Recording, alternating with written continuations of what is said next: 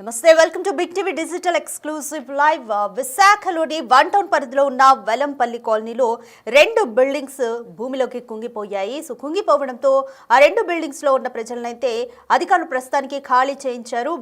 పక్కకి ఒరిగిపోయాయి, అంటే సో కొంత స్వల్పంగా కుంగిపోయి పక్కకు ఒరిగిన పరిస్థితి అయితే కనిపిస్తుంది. ఇందులో కసిరెడ్డి ప్లాజా అలాగే ధరణి ఫంక్షన్ హాల్. కసిరెడ్డి ప్లాజా 5 అంతస్తుల బిల్డింగ్, ధరణి ఫంక్షన్ హాల్ 3 అంతస్తుల బిల్డింగ్. ఈ రెండు కూడా భూమి కుంగడంతో కొంతమేర పక్కకి ఒరిగిపోవడం అనేది మీరు బిగ్ టీవీ స్క్రీన్ మీద విజువల్ మీరు స్పష్టంగా చూస్తున్నారు. అయితే లోతట్టు ముంపు ప్రాంతాల్లో కట్టడం వల్లే అలాగే నాణ్యత కూడా లేకపోవడం వల్లే ఈ రెండు బిల్డింగ్స్ కూడా పక్కకి ఒరిగినట్టుగా అయితే అర్థమవుతుంది. దీంతో చుట్టుపక్కల ఉన్న బిల్డింగ్స్కి కూడా కొంత ప్రమాదం అయితే పొంచి ఉంది. కాబట్టి అధికారులంతా అప్రమత్తమయ్యారు.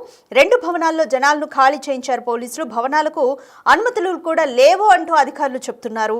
లోతట్టు ప్రాంతం కావడంతో ఎలాంటి పరీక్షలు చేయకుండానే టౌన్ ప్లానింగ్ అధికారులు కూడా వదిలేసినట్లుగా తెలుస్తుంది. నాణ్యత కూడా లేకుండా నిర్మించడం వల్లే పక్కకు ఒరిగిపోతుందంటూ కూడా స్థానికులు తమ ఆందోళన అయితే వ్యక్తం చేస్తున్నారు. సో విశాఖలో వన్ టౌన్ వెలంపేటలో రెండు బిల్డింగ్స్ కసిరెడ్డి ప్లాజా, ధరణి ఫంక్షన్ హాల్ రెండు కూడా భూమి కొంతమేర కుంగిపోవడంతో పక్కకి ఒరిగిపోయాయి. ఆ పక్కకి ఒరిగిపోయిన ఆ విజువల్స్ కూడా మీరు క్లియర్గా చూస్తున్నారు. అయితే దీంతో పోలీసులు రెండు బిల్డింగ్లో ఉన్న ప్రజలందరినీ కూడా ఖాళీ చేయించారు. అయితే స్థానికులు చెప్తున్న మాట ఏంటి అంటే లోతట్టు ప్రాంతం కావడంతో ఎలాంటి పరీక్షలు చేయకుండా టౌన్ ప్లానింగ్ అధికారులు కూడా వదిలేశారు అనేది స్థానికులు చెప్తున్న మాట. అయితే ఆ భవనాలకు ఒరిగిపోయిన రెండు భవనాలకు కూడా అధికారులు అనుమతులు లేవు అనేది చెప్తున్నారు. అంటే ఒరిగిపోయిన ఘటన బయటికి రావడంతో అధికారులు ఆ రెండు బిల్డింగ్స్కి కూడా పర్మిషన్స్ లేవు అనేది అధికారులు అయితే చెప్తున్న మాట.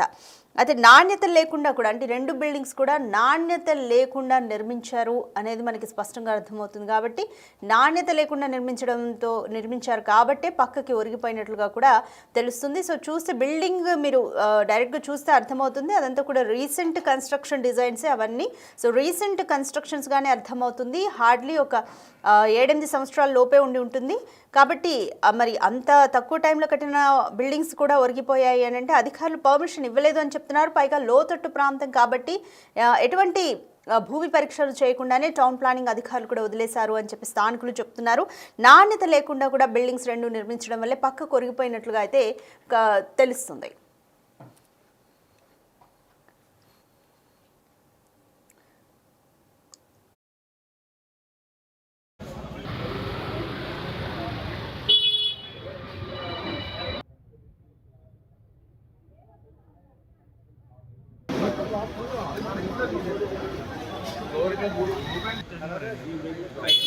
నరవదాకా రేటు బాగా లోపలికి బిజీ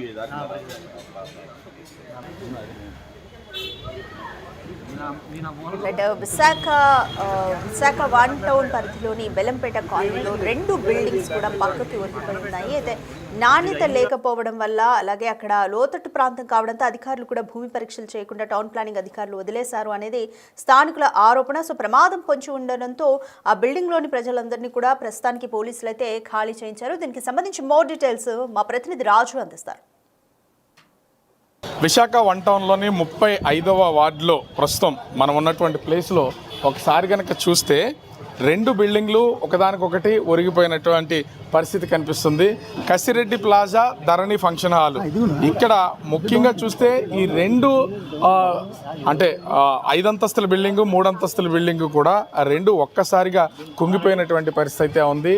ఇంత పెద్ద బిల్డింగ్స్కి అసలు అధికారులు ఎలా పర్మిషన్ ఇచ్చారు ఏంటనేది అర్థం కానటువంటిది ఇక్కడ స్పష్టంగా కనిపిస్తుంది. ముఖ్యంగా చూస్తే కసిరెడ్డి ప్లాజాకి సంబంధించినటువంటి బీమ్స్ మొత్తం అన్నీ కూడా సైడ్కి వంగిపోయినటువంటిది మనమైతే చూడొచ్చు. దీనికి తోడు పక్కనే ఉన్నటువంటి ధరణి ప్లాజా కూడా ఒక్కసారి స్పెసిఫిక్గా కనుక మనం గమనించి చూస్తే ఈ రెండు బిల్డింగ్స్ ఒకదానికొకటి అంటే ఇంచుమించుగా అతుక్కునే పొజిషన్కి అయితే వచ్చేసినటువంటి పరిస్థితి అయితే కనిపిస్తుంది. అంటే ఇంతలాగా ఒరిగిపోవడానికి కారణం ముఖ్యంగా చూస్తే ఇది అంటే వర్షాలు వచ్చిన వాటర్ స్టాగ్నేట్ అయిపోయేటటువంటి ప్లేస్. ఇది లోతట్టు ప్రాంతం, కుంగిపోయేదైతే ఉంది. ఇక్కడ స్పష్టంగా చెప్పాలంటే అధికారుల అవినీతి అనేది చాలా స్పష్టంగా కనిపిస్తూ ఉంది. ఎందుకంటే ముఖ్యంగా చూస్తే దీనికి ఏ విధమైనటువంటి అనుమతులు లేకుండా దాదాపుగా 5 అంతస్తుల అంటే G+5 5 అంతస్తుల బిల్డింగ్లు అయితే నిర్మాణం చేపట్టేసినది ఇక్కడ స్పష్టంగా కనిపిస్తుంది. కానీ మరి అధికారుల్లో ఎందుకు దీని సాయిల్ టెస్ట్ చేయలేదు, అసలు ఇది నిర్మాణం చేయడానికి పనికొస్తుందా లేదనేది ఎందుకు దీని మీద అధికారులు తనిఖీలు చేయలేదనేది మాత్రం అర్థం కావట్లేదు. చిన్న ఇళ్ళు కడితేనే జీవీఎంసీ టౌన్ ప్లానింగ్ అధికారులు సైతం మొత్తం అందరూ కూడా దాడులు చేసి వాటిని కోల్చడమో లేకపోతే ఆ నిర్మాణాలు చేపట్టకుండా చేయడమో చేస్తూ ఉంటారు. కానీ మరి ఇంత పెద్ద 5 అంతస్తుల నిర్మాణం చేపడితే మరి జీవీఎంసీ అధికారులు ఎందుకు దీని మీద శ్రద్ధ చూపించలేదనేది మాత్రం అర్థం కానటువంటి పరిస్థితి అయితే కనిపిస్తుంది. ఇక్కడ స్థానికులు ఉన్నారు. ఏం సార్ అసలు మొత్తం అంటే రెండు ఒకదానికొకటి ఇలా కూలిపోతున్నటువంటి పరిస్థితి అయితే ఉంది, ఏంటి అసలు ఏం చెప్తారు? ఇక్కడ లోతట్టు ప్రాంతం అండి, ఇదంతా పూర్ణ మార్కెట్కి సంబంధించిన ఏరియా. ఇదంతా ఎప్పుడు నిత్యము కూడా రద్దీగా ఉండే ఏరియాలో ఈ ఏరియాలో అసలు 5 అంతస్తుల భవనానికి మన జీవీఎంసీ టౌన్ ప్లానింగ్ ఏ విధమైన పర్మిషన్ ఇచ్చిందో మాకైతే అర్థం కావటం లేదు. ఎందుకంటే ఏదైనా జరగరాని జరిగితే ఇప్పుడు లోపల అద్దెలుకున్న జనాలు అవుతారు, బయట తిరుగుతున్న పబ్లిక్ కూడా చాలా ప్రమాదకరమైన విషయం. ఈ విషయాన్ని గమనించకుండా టౌన్ ప్లానింగ్ వారు ఏ విధమైన పర్మిషన్ ఇచ్చారనేది ఇక్కడ అందరికీ ఆలోచించుకునే విషయం. లేకుండా నిర్మాణం జరిగిపోయిందంటే అసలు ఇక్కడ ఒక్కొక్క ఫ్లాట్ ఎంత కాస్ట్ ఉంటుందండి? ఇక్కడ ఒక్కొక్క ఫ్లాట్ ఎలా చూసుకున్నా దగ్గర 40 లక్షల నుంచి 35 లక్షల వరకు ఉంటుందండి. కానీ డబ్బు విషయం పక్కన పెట్టుకుంటే వాళ్ళు వ్యాపార పరంగానే చూసుకొని భవనాలు నిర్మించారు తప్పితే ఇది ప్రజల ప్రాణాలు ఆలోచించి అయితే ఎవరూ నిర్ణయం తీసుకోవట్లేదు. ఇక్కడ 2 బిల్డింగ్లు కూడా చాలా లోటంతు ఇక్కడంతా ఊబు ప్లేస్. ఈ ఊబు ప్లేస్లో ఇంత ఎత్తు భవనాలకి ఏ విధమైన పర్మిషన్ ఇచ్చారని మాకనేది తెలియదు. ఒకసారి చూడండి, 2 భవనాలు కూడా ఒకటి ఇటు నుంచి వాలిపోతే ఒకటి ఇటు నుంచి వాలిపోయి ఎంతో ప్రమాదకరమైన విధంగా తయారయ్యాయి. అందుకు దీనికి ఏ విధమైన చర్యలైనా గవర్నమెంట్ ఆలోచించి నిర్ణయం తీసుకోవాలని మరి కోరుతున్నాం.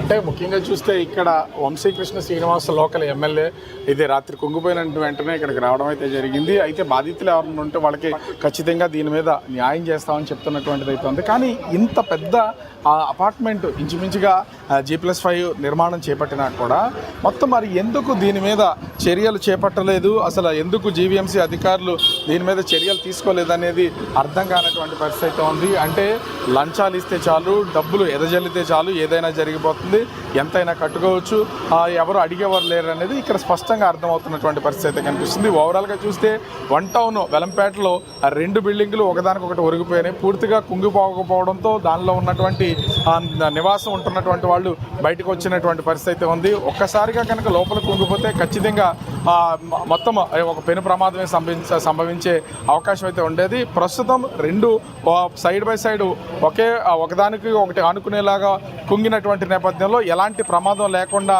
ప్రస్తుతం ఉన్నటువంటి పరిస్థితి అయితే కనిపిస్తుంది. కెమెరామెన్ అజయ్తో రాజు, బిగ్ టీవీ, విశాఖపట్నం. విశాఖ 1 టౌన్లోని 35వ వార్డులో ప్రస్తుతం మనం ఉన్నటువంటి ప్లేస్లో ఒకసారి కనుక చూస్తే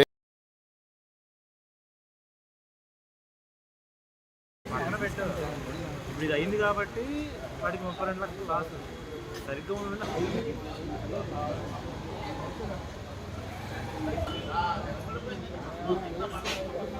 విశాఖ 1 టౌన్ పరిధిలోని వెలంపేట కాలనీలో 2 బిల్డింగ్లు భూమి కుంగిపోవడంతో పక్కకు ఒరిగిన సిచ్యువేషన్ అయితే కనిపిస్తుంది. ఒకటి కసిరెడ్డి ప్లాజా, ఇంకొకటి ధరణి ఫంక్షన్ హాల్. కసిరెడ్డి ప్లాజా 5 అంతస్తుల భవనం, అలాగే ధరణి ఫంక్షన్ హాల్ అయితే 3 అంతస్తుల భవనం. ఈ 2 కూడా లోతట్టు ప్రాంతంలో ఉండడము, అందులోనూ భూమి పరీక్షలు అంటే కట్టేటప్పుడు భూమి పరీక్షలు చేయకుండానే టౌన్ ప్లానింగ్ అధికారులు వదిలేశారు అంటూ కూడా స్థానికులు ఆరోపిస్తున్నారు.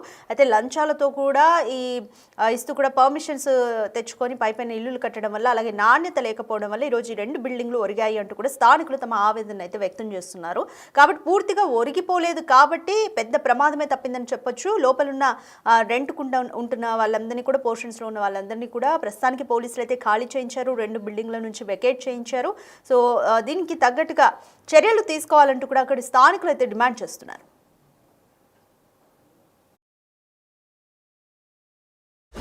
The Big Folk Night 2025 celebrating the soul of Telangana.